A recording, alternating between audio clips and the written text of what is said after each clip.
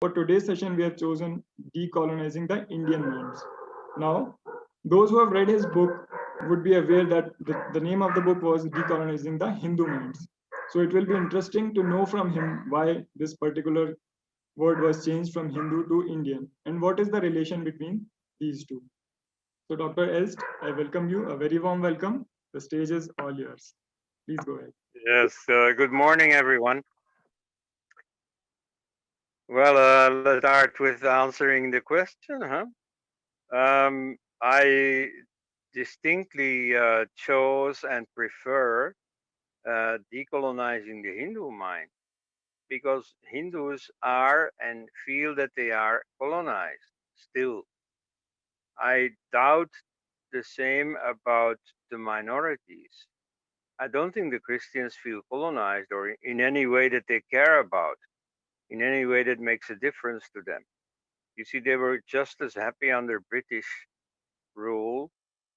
And, to the extent that elements of that rule still prevail, they don't mind. Um, I've never heard Muslims complain about being colonized. They complain about not being the majority, about being ruled by an ugly, vicious, overbearing Hindu majority. But I don't hear them complain about colonizing or being colonized. Um, that's a specifically Hindu thing. One reason being that they identify less with India as such than Hindus do. And therefore, their sense of native versus foreign is a bit different. Um,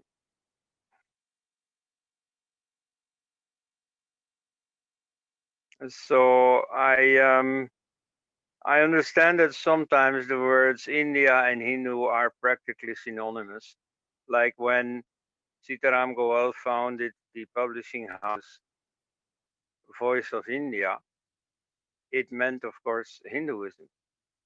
It was not a publishing house for the service of Asaduddin Owaisi or Imam Bukhari or John Dayal or so. It was specifically to make the Hindu voice heard. And of course, historically, the word Hindu is tied up with India. In fact, strictly speaking, it only means Indian. Only when it meant that for foreigners, in Persian and then taken over in Arabic. Um, and in fact, incidentally, the Arabic word for India, strictly speaking, is Hindu. It's not Hind. Hind is the colloquial form in Arabic, but normally with the nominative ending, it becomes Hindu, which is simply the copy of the Persian word Hindu, which meant at the time Indian. Now, when they entered India, they made a distinction between any possible native Indian Muslims, converts, and all the rest. And so the word Hindu simply meant a pagan Indian, as opposed to a pagan Persian who was a fire worshipper, Zoroastrian, and all the other pagans of Arabia and elsewhere. So Hindu means an Indian pagan rather than just an Indian. Before this religious conflict between Hindu and Muslim arose, Hindu simply meant Indian. But ever since it doesn't, ever since it means specifically a pagan Indian. And so it so happens that these pagan Indians identify more with India than Muslim Indians do. As you could see in the Khilafat movement, for example, where the Indian Muslims instrumentalized the freedom movement to serve their own pan-Islamic movement. They identified a lot more with the Turkish Caliph than with the Indian cause. And so I prefer talking about decolonizing the Hindu mind. You see, the Muslim mind doesn't feel too colonized. Now, what does this colonization mean? Well, when I was introduced to this Young Thinkers Forum by Amitabh, he immediately explained that this was an English name, that they function mostly in English, and that isn't necessary because young people don't take Hindi stuff seriously. And I've heard this in other parts of India as well, like the Guruma Prema Pandurang in Tamil Nadu. I stayed for a while in that ashram. She said, well, for older people, we use Tamil, but younger people don't accept that. They don't take it seriously. For them, Tamil is the language of the cleaning lady, of the chaiwala, and serious people, they have something serious to say, they use English, right? Now, that is real colonization.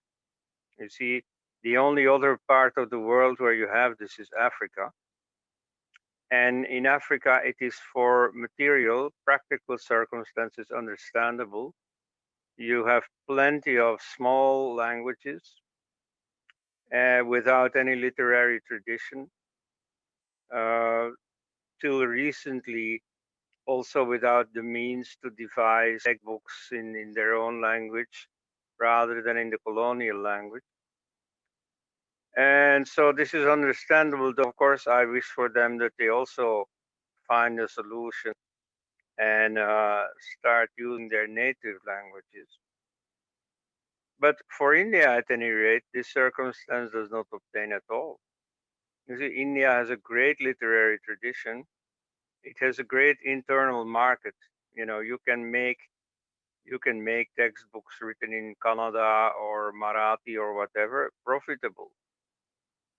And so, for preserving the present situation where English has the pride of place, that takes a certain mentality, a certain refusal to decolonize. Look at the Language Committee of the Constituent Assembly. As you probably know, they took a vote on what would be the link language, the unity language of India, which went between Sanskrit and Shuddh Hindi. And the vote was equal. And then the president of the committee, Rajendra Prasad, had to cast the deciding vote, and he voted for Hindi, which I think was very, very, very unfortunate, because given the multilingual nature of India, Hindi never really had a fighting chance because it evoked a lot of resistance among the other languages. You see, like Bengalis don't take Hindi seriously. They think it's a very boorish, simplistic language. You know, they think Bengali is much more refined. And anyway, you know, even if they did respect Hindi, they would still object to being administered in another language except their own. So the only language that had a fighting chance to replace English was Sanskrit. Sanskrit was, of course, first of all, respected by everyone. It was a difficult language, but difficult for everyone. And in many ways, of course, it is much closer to the native languages than English is. So you see, if Rajendra Prasad had voted for Sanskrit, we would be having the present talk in Sanskrit. I would have taken the trouble to learn not just bookish Sanskrit as I have in my university courses, but real spoken Sanskrit, living Sanskrit. And so, by contrast, you see, I know a smattering of Hindi, not even spoken Sanskrit, only bookish Sanskrit. And so, Hindi I can speak with the chaiwala and the cleaning lady, I agree. But when it gets serious, you see, I see all the Daliwalas around me switch to English, and I do too. And so I'd say that I'm never going to learn the native language, whichever it is, really properly, the way I would if I use it for serious intellectual topics. And so that's the general situation. You see, a native Indian language, if it becomes the official language, will be learned by everyone. You see, the rest of the world accepts it. It is only in India itself that there is quite a lobby in favor of English, namely the Nehruvian elite. But the rest of the world simply accepts it, like Malaysia, some 10, 20 years ago, switched over from English to Malay as official language. And nobody cared, everybody accepted it. And so maybe people wouldn't learn Malay as it is only a small language, but the language for India, they would certainly learn. And so the way that now you see learning Chinese is quite a craze in the West. Learning Sanskrit would similarly be a craze in the West. And moreover, you see, Sanskrit is not just, or would not just be the language spoken in India. It had a prestige in its own right. You see, if the Constituent Assembly had chosen for Sanskrit, the whole world would have applauded. You see, China, Japan, and so on would have applauded because of the Buddhist reason. The West would have applauded because of the Indo-European reason. And the whole colonized world would have applauded because it's an affirmation that the native cultures, with the Sanskritic culture serving as an example to the rest of the world, that the native cultures are fully capable of meeting all the modern needs in their own language, that they don't have to rely on the colonial language. So therefore, within the Constituent Assembly at any rate, everyone 100% agreed that to decolonize, they had to do away with the colonial language. You see, there were 50% votes for Sanskrit, 50% for Hindi, but there were none for English. And Sanskrit had particularly good cards, like Dr. Ambedkar supported the choice for Sanskrit. Today, the Ambedkarite movement is dead against it. A prominent Muslim also supported the choice for Sanskrit. You should see, at that time, probably in Muslim and also in Christian circles, some people were opposed to Sanskrit. But at that time, they did not want to make it an issue because just after partition, the Muslim community was very downhearted and depressed because they were blamed for the phenomenon of partition and all its concomitant atrocities. They were lying low. Similarly, with Christians, they had just lost their own colonial regime. Moreover, at exactly the same time, in nearby China, the missionaries had a very, very bad time. Everywhere where the communists came to power, the missionaries, if they were very, very, very lucky, were thrown out of the country. But more often, they were imprisoned or killed. So they knew that if they were too contrarian, they risked a similar fate in India.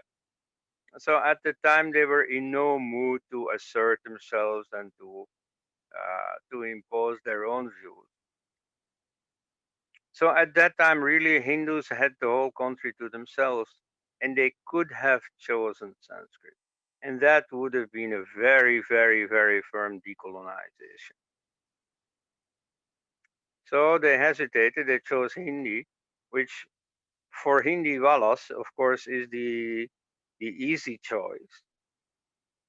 But for the particular circumstances of multilingual India, not the best choice and not really a viable choice. So I think it should have been Sanskrit. I realize that to say that today, well, doesn't sound very realistic because today all the lobbies against Sanskrit have become a lot more assertive. And within the Hindu community itself, more and more and ever more people feel comfortable in it. And so to take the trouble of really learning spoken Sanskrit, to them, well, it goes against their natural inertia, against the tamasic tendency to just stay where you are. And so a great national project involved everyone, namely of learning Sanskrit, becoming fluent in Sanskrit, that is lost on most people now. And moreover, knowing English gives them an advantage. And this is the reason why in 1965, the program switched to Hindi, then to whichever national language, was blocked by the Nehruvian elite, which used the agitation in Tamil Nadu against the imposition of Hindi. But that was not the real reason. You see, people demonstrating in Chennai would not have made the difference. The switch over to Hindi was blocked by the Nehruvian elite, not in favor of Tamil or any other vernacular, but in favor of English. Why? Because English gave them a great advantage. You see, they themselves were fluent in the chosen effective or de facto national language, and that gave them an advantage towards everybody else. And they were in no mood to give up that advantage. And so now more and more people are comfortable in English and play the same game. You see, feel happily superior to those who don't speak English. As Madhu Kishwar once said, the main distinction in India between Indian people is not whether you are high caste or low caste, is not whether you are Hindu or Muslim or anything else. It is whether you speak English or not. You see, in the labor market, that makes all the difference. Now, some people defend English saying, yeah, but the common people want to learn English. They want at least to send their children to an English medium school. Well, that's not really true. What the common people want is to teach their children the language of opportunity. And it is up to the government to decide, or to the democratic majority, to decide whether that language of opportunity is going to be English or not. You see, if they say the language that you need to know in India to get anywhere is Sanskrit, then so be it. And all the people will want their children to learn Sanskrit. And there may be a place for English as a second language, but only as a second language. You see, if Japanese or Russian or German or so scholars obtain the Nobel Prize, They didn't need to use English for that. You see, they went through school, through university, learning in their own language, meanwhile also having a second language course of English. And so for international purposes, they are able to use English, but nevertheless, they do their thinking, they do their research in their own language. That's the normal situation. People in India who say, we need to be modern and be with the international developments, and that can only happen if we study through English medium. Now, that is so much nonsense. You see, the whole rest of the world proves that this is not true. You can perfectly function in your native language. So that is decolonization. You see, you upgrade your own status to that of Russia and China and Latin America and so on, where they all use their own language. So,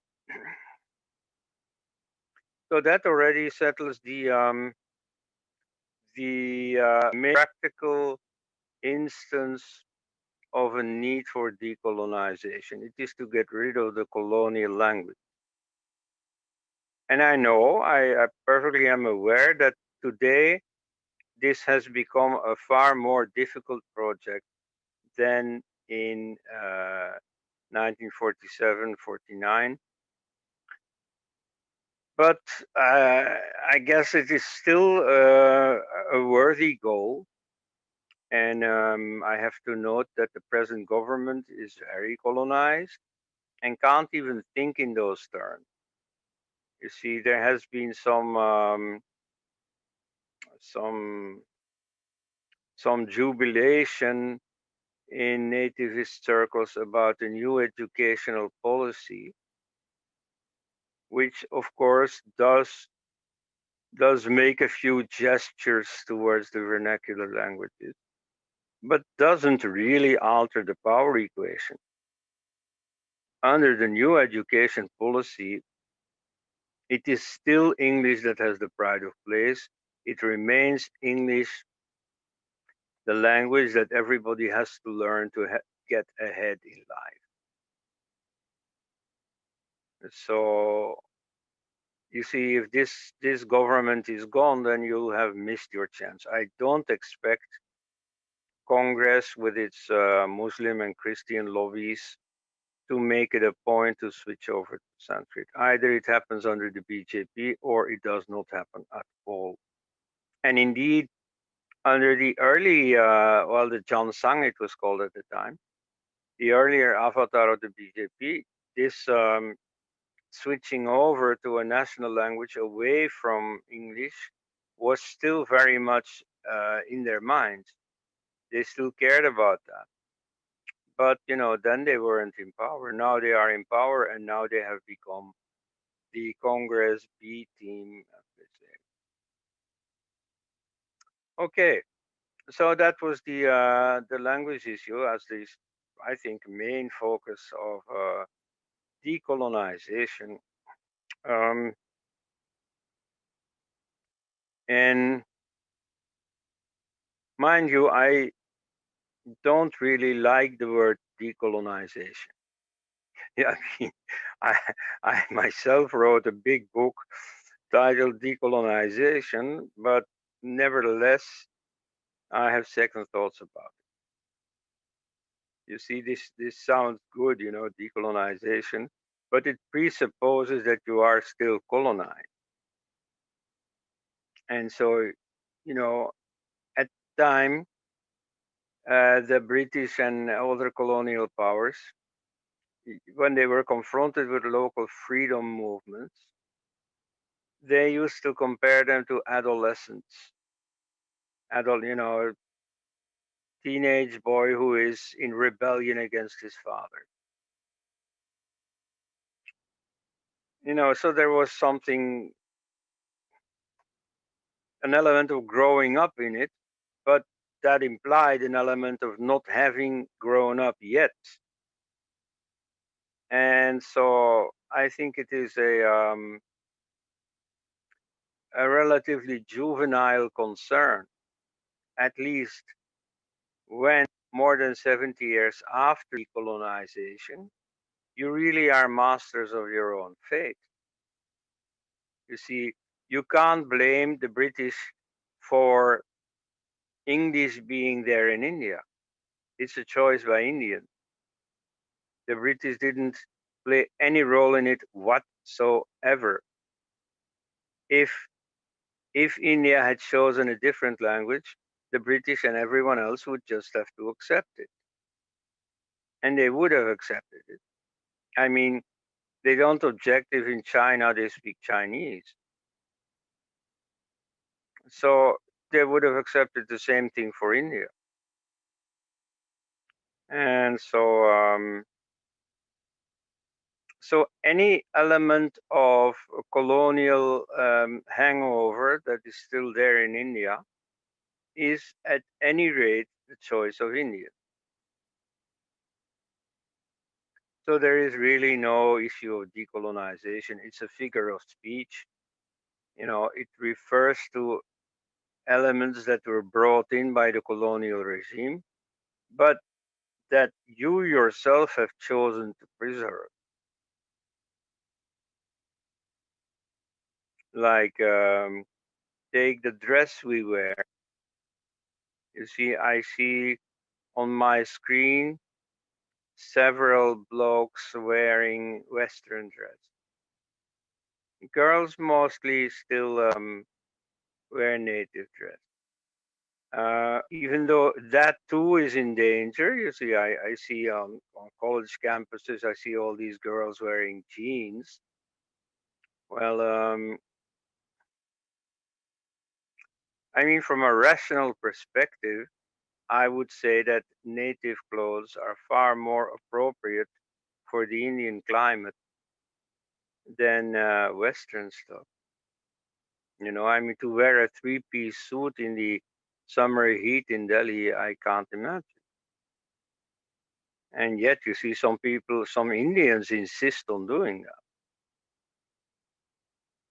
But so, at any rate, it's a choice made by Indians. And so, you know, the word decolonization is a bit, if you analyze it, you see, it's strange that so many years after actual decolonization, you still speak of decolonization. You see, the India that interests me is not the India of the freedom struggle and so on.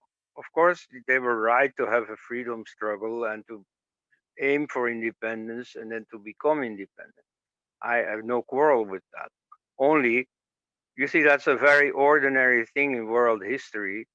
Every nation has fought for independence, and like, you know, that's the normal thing to do. But therefore, it is not interesting.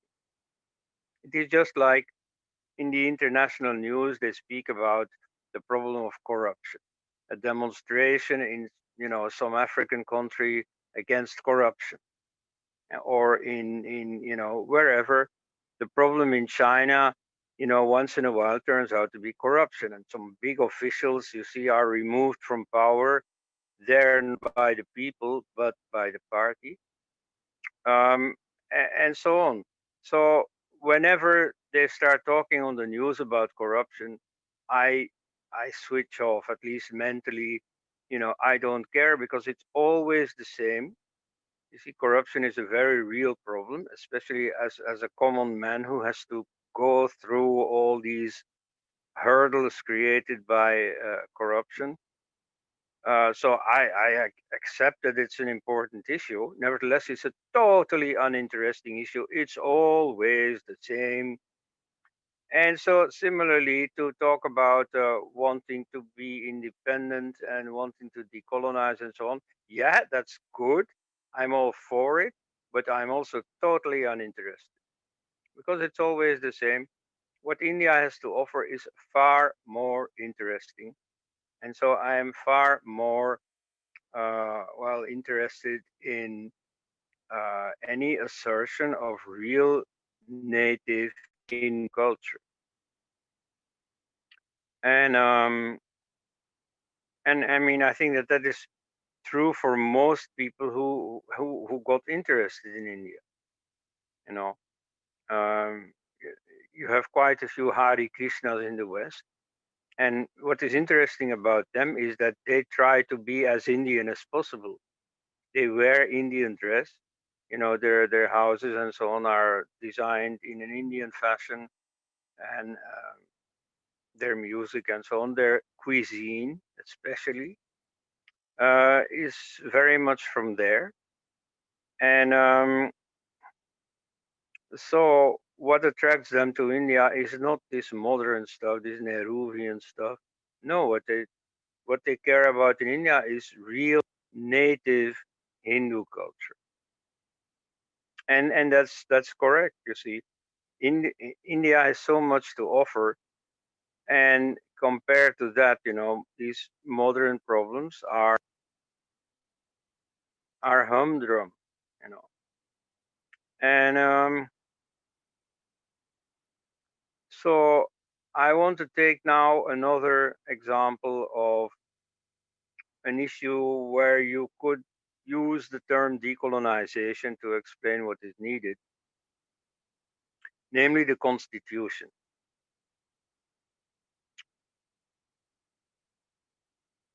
You see, there are people in India like Shashi Tharoor and I mean many secularists who say that they swear by the constitution, that to take an oath on the Gita or respectively on the Quran or on the Bible, that this is old fashioned and that now the thing to do is to swear by the constitution. Um, Now, that constitution is very largely a colonial heirloom. Some people call Dr. Ambedkar the father of the constitution, which he himself rejected. But, the constitution piloted by Ambedkar was largely a continuation of the British Government of India Act 1935. And very many articles have just simply been lifted from the old text and put in the new text and become the Indian constitution. That also calls for or counts for the lower level legislation. It's not my specialism, except for a few that I've particularly studied, like 295A, the law against insulting religions, that just regularly makes the news. That's a very typically colonial law. You see, this was instituted in the late 1920s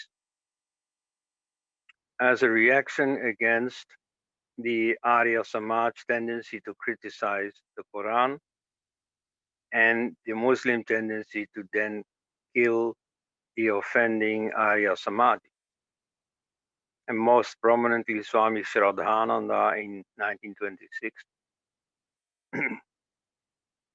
So the British said we have to stop this. But of course, other Britishers said, well, in England, this is done. You can criticize any religion. And there was plenty of this debate about Anglicanism versus Catholicism versus, the religious dissenters who went to America for the most part. But so there was religious debate. There were also atheists like David Hume, like the historian Gibbon, and so on, who rejected Christianity as such, not in any specific variety Christianity. And so it was a free for all. You could debate. But, said the British administrators of India, that counts for grown ups like ourselves. Whereas these Indians, they're very emotional, and before you know it, they start fighting each other and killing each other. So for them, we can't allow this. Just as every parent knows that there are certain things where children aren't ready for yet. So they're not allowed for children, even if they're allowed to adults. So that law prohibiting free religious debate was very explicitly colonial, not just imposed on India by the British, but was very much in a colonial spirit, with the presuppositions of colonialism, namely that they were superior to the natives. Now, that law is still there and is still being used. Initially, it was there to protect Islam from criticism. Christians discovered that they too could use it, like to prohibit Dan Brown's novel, The Da Vinci Code, for example. But Hindus have also discovered that they could use it. Like they threatened to use it in order to compel the publisher of Wendy Doniger's book about the Hindus in order to withdraw the book.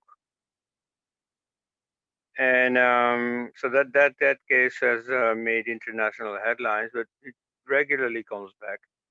It was also used against Ram Swaroop, who did censor a few lines from his book about the Hadith. It was also used to threaten myself, by the way, when I spoke about Islam in a debate in Goa in 2014. There were some Muslim foreign dignitaries in the audience. And so then the organizer said, well, if they go to the police, file a complaint under 295A, which is a non-bailable offense, then you will at any rate have to go to jail. And for a few weeks, maybe you'll be released afterwards. Maybe you'll be found in the right, but nevertheless, you'll have to go to jail. It's a non-bailable offense. So at that time, I thought of the words of Sitaram Goel. You see, me myself, temperamentally, I would say, well, I'll defy this censorship and go to jail. You know, but Sitaram Goel had told me in India, you should absolutely avoid going to jail because you don't know who the policemen have been bribed by and so on, and anything can happen. Okay, so I took the airplane as the organizers had wanted me to. But so that was all under threat of 295A, which is an absolutely colonial imposition, and which, if you have any self respect, you will remove. This even at a time when India, with its colonial law, is now a leading light to the rest of the world, because more and more other countries are in law, or at least in fact, imposing similar laws or regulations, you know, under the header hate speech law. You see, they consider criticism of another religion as hate speech, and so they want to prohibit it. In my own country, in Belgium, right now, the government has announced a law against Islamophobia. See?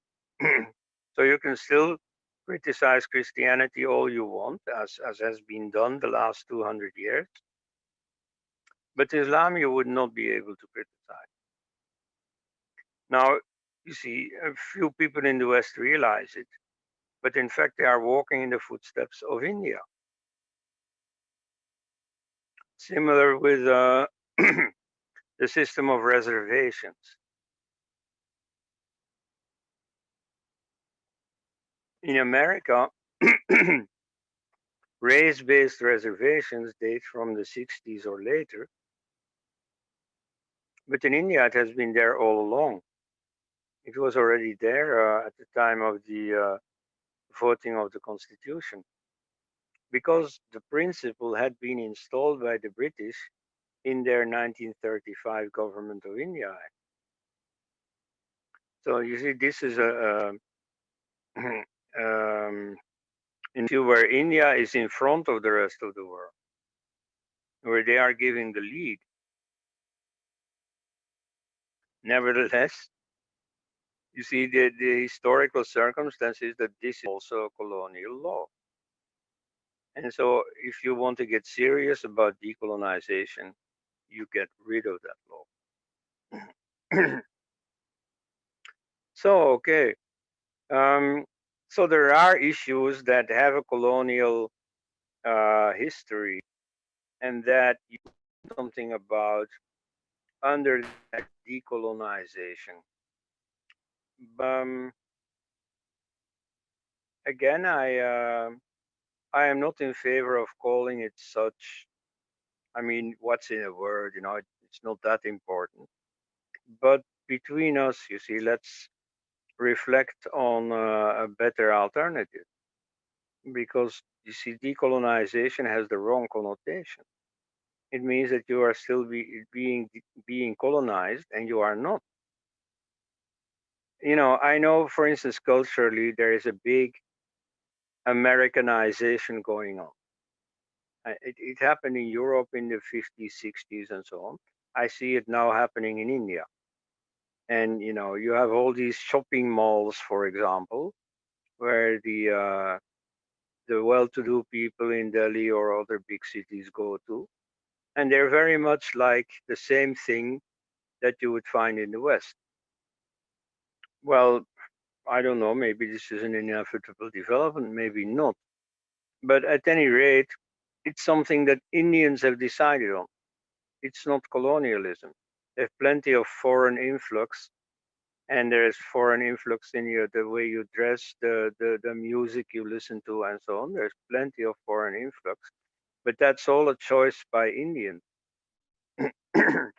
So call that colonization. I disagree with.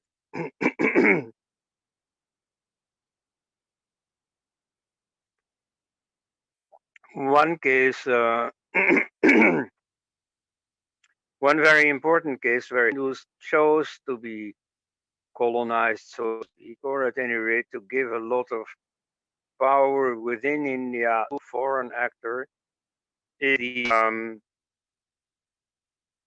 acceptance of foreign media ownership. This did not exist.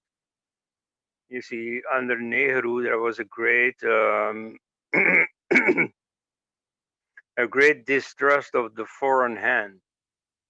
And so there was a very protectionist attitude under Nehru. It had nothing to do with Hindu nationalism.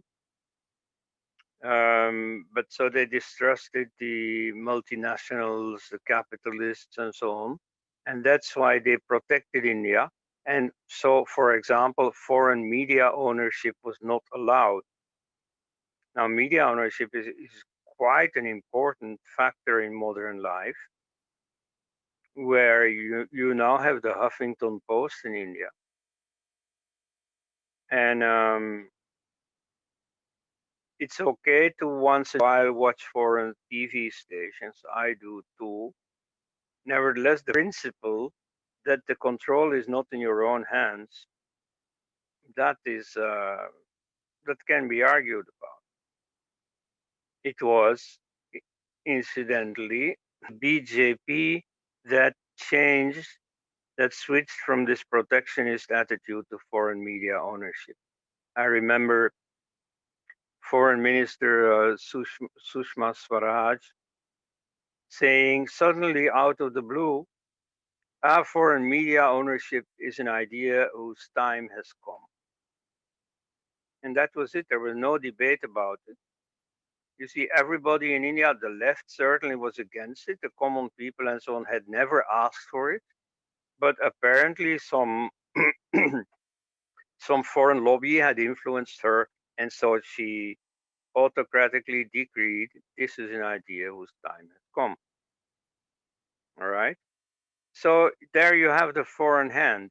I am very sure that the foreign hand played a part in this, in giving free rein to the foreign hand. But at any rate, it's still Indians to decide it.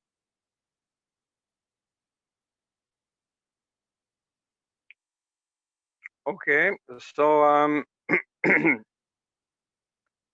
like we talked about the Constitution. You see, a very offensive, very harmful part of the Constitution is Article 25 to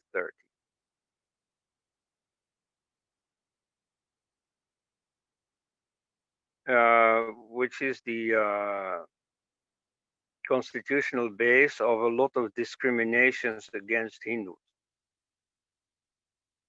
Two of these are extremely consequential, namely the discrimination in education and in temple management. Now, temple management is a very complicated issue, different in every state, different whether the temple was originally gifted by the princely states or part of an endowment, or and so on and so on. So, very complicated that I will not go into, except to restate the principle that, of course, Hindu temples should be in the control of Hindus, just as mosques are in the control of Muslims. But so for schools, it's a very consequential issue. In modern life, schools are very important. In the old days, you could say, well, Hindus become Hindu just by breathing the air in India. It was, the formation of a Hindu was just part of the natural environment. Everything around them was Hindu, and they got socialized into this Hindu culture. That is much, much, much less the case today. And so today, young people get their schooling in school, and they learn little else. Often their parents have no time for them anymore. They don't live with their grandmother anymore, and so on. So the only really important influence through school. So it is extremely important to bring these schools under Hindu control and to make sure that the training they get there is Hindu. And so that's not the case. I remember in 2014, the RSS had announced that they were going to do something about the palpable loss of knowledge about the Mahabharata.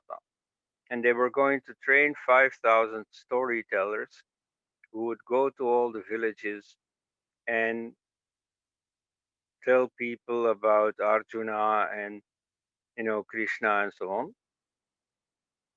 Well, I have no idea whether that has been implemented or not, but you see, that was the plan. And I thought, what is this?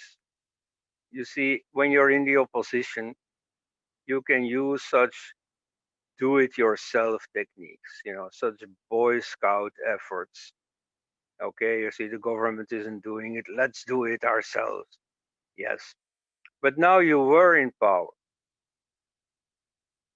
You see, this is not an issue to do yourself. If you are in power, you make sure that this is taught through the schools. You make this part of the curriculum. If you think people should learn it, well, then make sure they learn it through school. There other media can also play a role, but this is fundamental. This is crucial.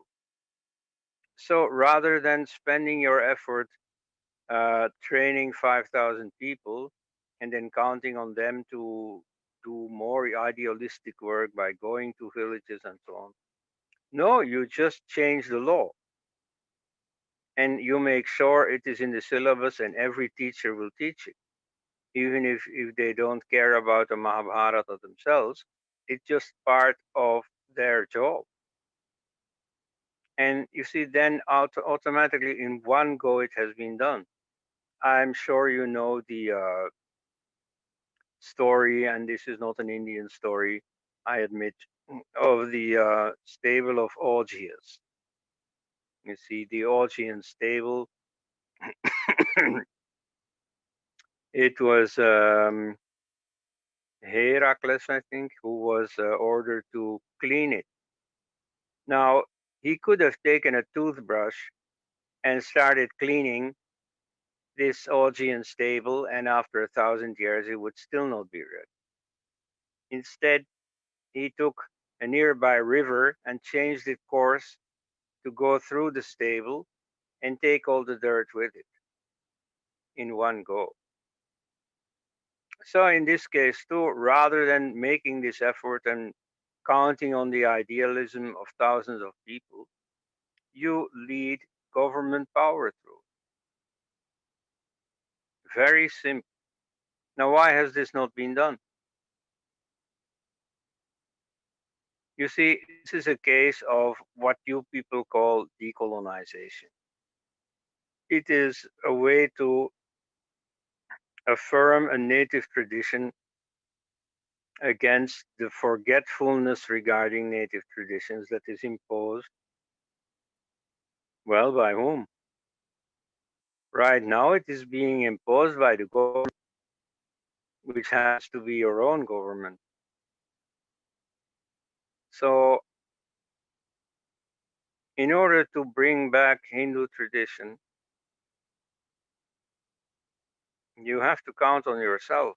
Nobody else is going to do it or prevent it. And yourself does not only mean your individual self, it right now very much means the government. You see, many things in a modern country can only be done by the government. And this is one such issue. So to give back control of Hindu schools to Hindus can only be done by the legislators, where you have a Hindu majority at the moment. So it is their job to do this. And it is everybody's job to put pressure on them to do this. And so far, you see, there have been some uh, some idealistic small associations that have spoken up about this, but clearly,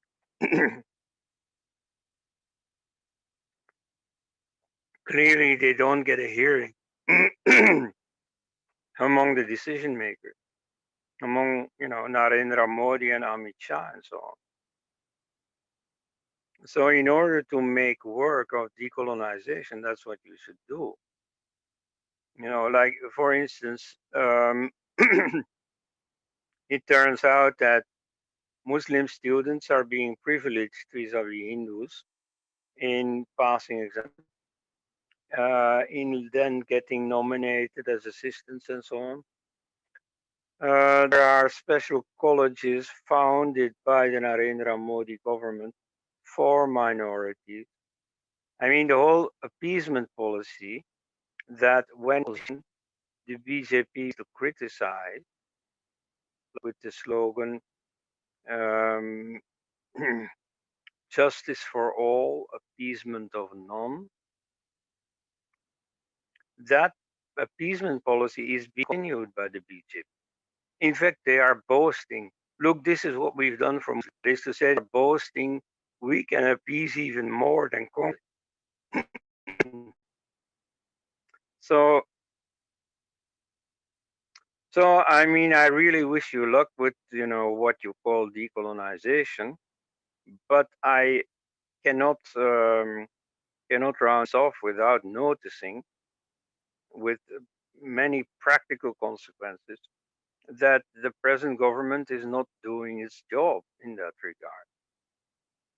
And so, if you care about the Hindu agenda, then it's really time to set this government straight and make them do what they once long ago had promised. Right? So that's how I will conclude uh, this talk, with a practical call for creating the necessary instruments for your decolonization, which means to get the Hindu nationalist government to do its job, to not just be time servers and enjoy the perks of office, but to actually use their time in office in order to implement the Hindu agenda. Thank you.